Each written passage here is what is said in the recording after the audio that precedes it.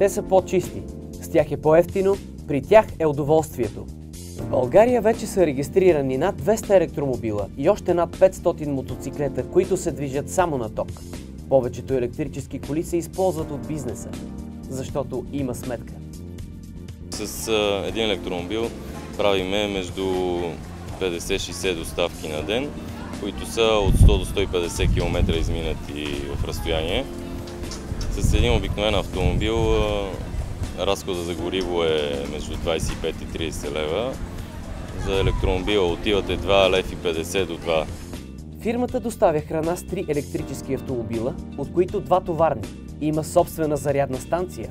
Докато едната кола пътува, другата се дозарежда. По-малко разходи за амортизация, по-дълго използване. И не само. И удоволствие, да. Просто всичките, минавайки по града, ги заглеждат. Нали? Интересно им се струва цялата идея. На 400 км на изток електромобилите не карат пици, а хора. В Бургас може да наемете електромобил и да се разхождате из града. Чисто и безшумно. Този автомобил дори е доста по-функционален от нормалните автомобили в градски условия. Доста по-маневрен, по-лесно се паркира, освободен е от всякакъв вид такси за паркиране в градска среда, в център. Тези предприемачи все още са малцинство. Община Бургас обаче вече е осъзнала, че тишината и чистият въздух са важни за хората. Стимулите за електрическите коли са безплатното паркиране и безвъзмездно предоставяне на места за изграждане на зарядни станции. С помощта на Министерството на околната среда и водите, Община Бургас купува и 2 електромобила за свои нужди. Задачата тук е тези 2 електромобила да влязат в употреба именно на тези сектори, на тези звена от общината, чиято дейност е свързана с най-голямо придвижване, с най-голям пробег. Така че те ще бъдат предоставени първо на звената, които осъществяват контрол по опазване на околната среда. Всички тези хора вече вярват в предимствата на електромобилите, а всички останали толкова ли сме примирени с мръсния въздух и шума? Тези проблеми решава микроелектромобилът Harmony. Чист и безшумен, с пробег до 150 км, напълно достатъчни в рамките на града. Развива скорост от над 90 км в час. Зарежда се в обикновен контакт за по-малко от 4 часа. Малък, компактен, но удобен, с ниска консумация, която удължава пробега с едно зареждане. Повечето големи автомобилни марки вече имат добри електрически превозни средства, но така наречената L-класа е по-добрият електромобил за градската среда, защото е по-мъничък и освен това много ценното тук е, че той ще може да се прави на модулен принцип, който ще го направи много по-евтин. Модулен автомобил означава, че ние имаме една основна структура, върху която могат да бъдат надграждани различни шасита в зависимост от конкретните нужди на клиента.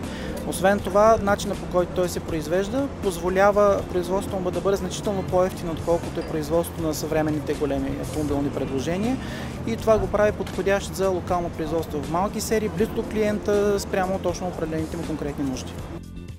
Harmony е безопасен, защото е стръбно стоманено шаси, а гъвкавите пластмасови брони ви спестяват ремонтите след всеки по-лек удар.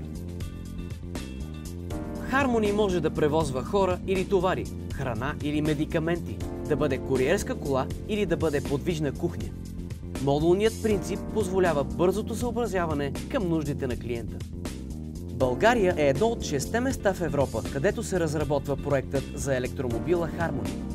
Задачата на българския инженерен екип е да оптимизира разхода на ток от второстепенните консуматори, като фарове, чистачки и климатик. Да бъдат така включвани и управлявани, че да се постигне минимален разход на енергия и в момента, в който батерията, основната, която задвижва електромобила, почне да се изтощява, да се разработи алгоритъм, по който част от консуматорите, които са с второстепенна значимост, като зареждане на мобилен телефон или музика, радио, да бъдат изключвани. Но най-важното е сигурността. Harmony премина успешно тестовете за издържливост на конструкцията и краш тестовете за безопасност на пътниците. Това гарантира не само комфорт и икономичност, но и сигурност на пътя. Но все още не знаете всичко за Harmony. Той идва с бонус – проектът FreeMobi. FreeMobi надгражда възможностите на Harmony, като му дава възможност да избира откъде да зарежда акумулаторите си и да отдава електроенергията обратно в мрежата. В бъдещето превозните средства ще бъдат част от интегрирана енергийно-транспортна система. Те ще акумулират енергията от слънцето и вятъра, ще я използват за собственото си движение, но ще захранват и сградите. Хармони е готов за това. Здраве, икономичност и удоволствие. Това е Хармони. Скоро може да бъде тук и България да бъде част от това.